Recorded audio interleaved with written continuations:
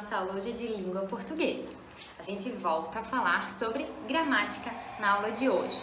Então, para a gente começar a nossa aula, a gente vai recapitular alguns termos que nós vimos lá no início do ano.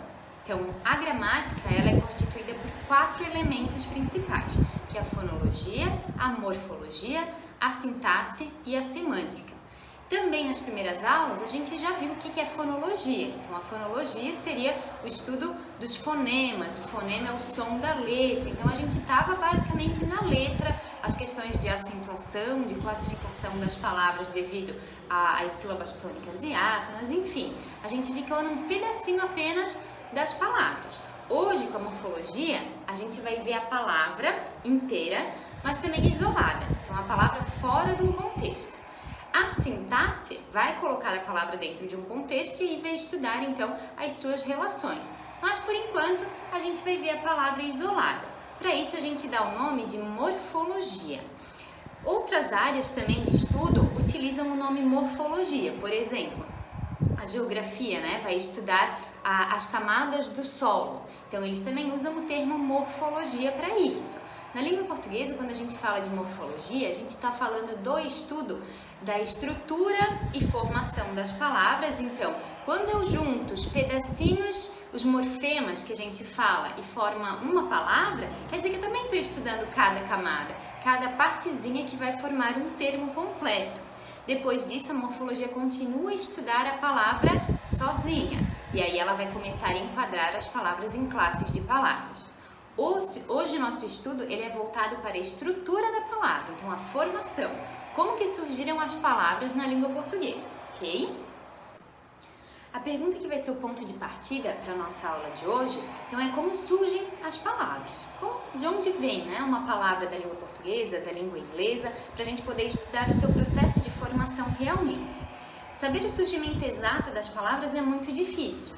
Isso porque o que a gente sabe sobre a linguagem humana depende muito dos registros escritos dos povos antigos, principalmente os do Oriente Médio.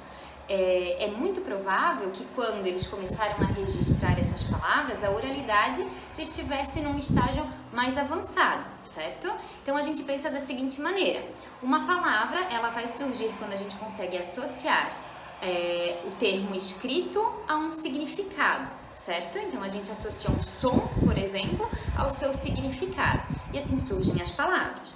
Cada povo ele começa a aprimorar as palavras então que eles criaram e a gente chega num estágio de produção de palavras, disseminação, até elas caírem no desuso, que a gente sabe que a língua ela é mutável, A gente cria palavras, utiliza essas palavras e muitas vezes elas acabam caindo no desuso. Essas convenções, então, que os povos eles acabam fazendo, levam em conta esse processo de formação das palavras que a gente vai estudar na aula de hoje.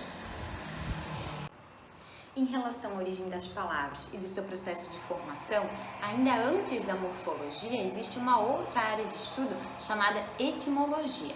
A etimologia ela vai estudar realmente a origem das palavras e vai explicar os seus significados por meio dos morfemas. Então a etimologia ela vai decompor a palavra, cada pedacinho da palavra vai se chamar morfema e dali ela vai extrair algum significado.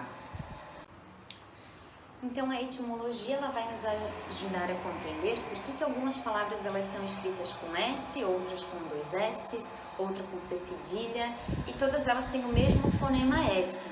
Aí a gente recorre à etimologia para saber a origem dessa palavra, a significação da sua raiz, que seria o seu radical, a parte inicial que não muda, e também a influência que esse termo recebeu vindo de outras línguas, de outros povos. Então a etimologia vai fazer todo esse processo de formação, de origem, até a questão da evolução.